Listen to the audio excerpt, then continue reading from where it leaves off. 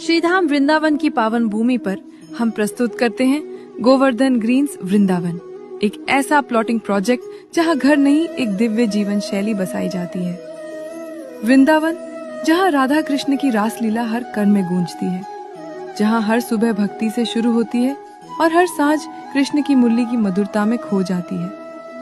और अब इसी दिव्य भूमि पर आ रहा है गोवर्धन ग्रीन्स वृंदावन, एक ऐसा प्रोजेक्ट जहां सिर्फ घर नहीं बल्कि एक पवित्र जीवन शैली मिलेगी। स्थान दिल्ली मथुरा NH2 हाईवे से बस कुछ ही मिनट की दूरी पर, GLA यूनिवर्सिटी के पास।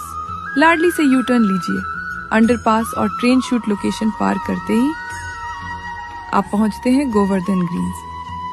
और सबसे खास बात, गोवर्धन ग्रीन से सिर्फ 500 मीटर की दूरी पर स्थित है इस्कॉन गुरुकुल इंटरनेशनल यूनिवर्सिटी।